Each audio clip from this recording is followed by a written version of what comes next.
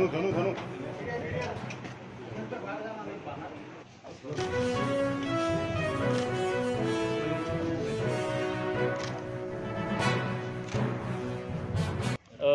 तमाम मौज़ज़ उलमाए कराम के साथ एक डेलीगेशन हमने पुलिस कमिश्नर साहब के पास गए और हमारी नाराज़गी का इजहार किए, हमारे गुस्से का इजहार किए और ये बताए है कि मुसलमान पूरी दुनिया में हर चीज़ बर्दाश्त कर सकता है, लेकिन अपने नबी करीम सल्लल्लाहु अलैहि वसल्लम prophet Mohammed peace be upon him, इनके ताल्लुक़ से किसी भी तरह की गुस्ताखी बर्दाश्त नहीं कर सकता है। और बार बार ये बातें सामने आ रही है, जिस खुले तौर के ऊपर ये जो अपने आप को महंत, महात्मा और गुरु कह रहे हैं, उन्होंने अपने प्रवचन के दौरान ये नहीं कहा कि उनके धर्म के अंदर क्या अच्छा है, बल्कि मुसलमानों का इस्लाम किस तरीके से ख़राब है करके ये प्रवचन वो दे रहे थे, जो उनका काम नहीं है। आप अपनी अच्छाइयाँ बताइएगा। इस मुल्क की खूबसूरती यही है कि इतने सारे जाति, धर्म और मज़हब के लोग रहते हैं। हमने कभी आपके धर्म के बारे में बोला नहीं है। मौलाना साहब ने कहा कि कोई एक ऐसा वाक़या बता दे कि जहाँ पर हमारे किसी मौलाना ने, कभी हमारे उलमाए दीन ने किसी दूसरे मज़हब के बारे में इस तरह की घटिया और घिनौनी बात कही है करके। हमने पुलिस कमिश्नर साहब को पूरे वाक़े से आगाह कराया और उनको ये बताया कि पूरे हिंदुस्तान के मुसलमानों के अंदर इस बात को लेकर नाराज़गी है और गुस्सा है। ऐसे हालात के अंदर ये पुलिस की, सरकार की, प्रशासन की जिम्मेदारी होती है कि वो जो भी दोषी आदमी है उसके ऊपर कार्रवाई होनी चाहिए। हमने एग्ज़ाम्पल दिया मौलाना सलमान अज़हरी साहब का कि जब उन्होंने कोई बयान दिया तो उनके ख़िलाफ़ पूरे हिंदुस्तान के अंदर है तो कितने सारे FIRs रजिस्टर हुए, और आज भी मौलाना साहब जेल में बंद है। तो इन्हें क्यों छूट दी जा रही है? क्या इन्हें ये बोलकर किया जा रहा है कि नहीं आप कुछ भी बोलिएगा, हम आपको हाथ नहीं लगाएंगे करके? तो हमने साफ कहा है इसका कोई अंत नहीं होगा, इसका कोई एंड नहीं होगा। अगर इस मुल्क की खूबसूरती को अगर बरकरार रखना है तो ऐसे जो समाज के अंदर टेढ़ और दरारें और दीवारें पैदा करने का काम कर रहे हैं उनके खिलाफ कार्रवाई होनी चाहिए। अब आप एक बात समझ लीजिएगा, आज जुमे का दिन है। आज 3 अलग अलग शहरों के अंदर, नासिक में हिंदू सकल समाज की तरफ से मोर्चा निकाला जा रहा है, नमाज के वक्त निकाला जा रहा है, इजाज़त कौन दे रहा है?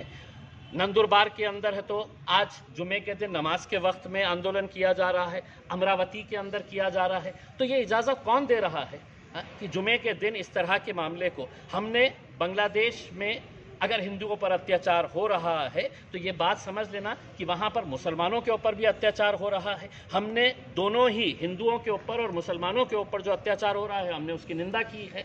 हमने उसको ख़त्म होना चाहिए, इसकी हमने कहीं ज़ोर तरीक़े से हमने ये आवाज़ उठाई है। लेकिन वहाँ पे हो रहा है इसलिए अब नासिक के अंदर दुकानें बंद करवाओ, आप ज़बरदस्ती वहाँ पे है तो इस तरह का माहौल तैयार कर रहे हैं। तो हम समझते हैं ये एक सोची समझी साजिश का एक हिस्सा है, एक षड्यंत्र है। और हम तमाम नौजवानों से ये अपील करना चाहेंगे, ख़ास तौर से आपका गुस्सा जायज़ है, हम इस मुद्दे के ऊपर किसी तरह का कोई कॉम्प्रोमाइज़ बर्दाश्त नहीं करेंगे। दुनिया का मुसलमान नहीं बर्दाश्त कर सकता है अपने नबी के ख़िलाफ़, लेकिन कहीं ऐसा ना हो जाए कि हम उनकी साजिशों का शिकार हो जाएं। वो साजिश रच इसीलिए रहे हैं कि आप सड़कों के ऊपर आए, आपने कहीं ना कहीं से आप शुरुआत करें। तो मैं तमाम नौजवानों से अपील करना चाहूँगा कि आपके गुस्से को काबू में रखते हुए हमारे उलमाए दीन जो भी हमें फ़ैसला देंगे हम उसको कबूल करेंगे, उसको मानेंगे, इनका जो भी फ़ैसला होगा और इनकी रहनुमाई के अंदर हमें आगे जो भी करना है हम करेंगे। आज इस ताल्लुक़ से सतारा के अंदर FIR रजिस्टर हो चुकी है, सतारा पुलिस स्टेशन के अंदर। जहाँ जहाँ पर भी FIR रजिस्टर होगी, सुप्रीम कोर्ट का गाइडलाइंस है कि इनको सबको क्लब किया जाता है, और वो क्लब करके हमने ये कहा है कि किसी एक पुलिस स्टेशन में भी FIR रजिस्टर हो गई है, इनको क्लब करके आप उसके ऊपर कार्रवाई करनी चाहिए। दूसरा, हमने एक मेमोरेंडम ये दिए है कि कई महीनों से ऐसे वेबसाइट चलाए जा रहे हैं जो इस्लाम के बिल्कुल ख़िलाफ़ है। इतनी घटिया और घिनौनी बातें तस्वीरों के साथ वहाँ पर हमने वो पूरे वेबसाइट की डिटेल्स दिए हैं। 2 महीना पहले ये वेबसाइट की डिटेल्स एक मेमोरेंडम के तौर के ऊपर यहाँ पर पुलिस स्टेशन के अंदर जमा की जा चुकी है, उसका इनवर्ड है। हमने वो कॉपी दिया और उनको ये कहा कि एक वेबसाइट के ऊपर है तो आप एक्शन लीजिए, ताकि दूसरों को ये सबक मिले कि आप किसी दूसरे धर्म के बारे में इस तरह के वेबसाइट्स बना के वहाँ पे किस तरह की अश्लील बातें की जा रही है, इसके ऊपर भी कार्रवाई करना। पुलिस कमिश्नर साहब ने आश्वासन दिए है कि मैं हर तरीके से जो भी मुद्दा हमने उठाया है उन्होंने हमें सहकार्य करने का, एक्शन लेने का उन्होंने भरोसा दिलाया है। शहरात मोर्चे काढताय, नाशिक, अमरावती, नंदुरबार हिंदू आक्रोश मोर्चाबाबत हिंदू आक्रोश मोर्चाबाबत म्हणताय, थोडं खुलून सांगा ना त्याबाबत काय हे नाही, आज काय आहे की आम्हाला हे सगळं काही कळतं। मला काही फ्रायडेच्या दिवशी काही आंदोलन करायचं आहे तर हेच पोलीसवाले मला सांगायचे की नाही, फ्रायडेला आम्ही तुम्हाला परवानगी देऊ शकत नाही। मग कोणत्या आधारावर तुम्ही अशा प्रकारचे आंदोलनाला परवानगी देत आहे?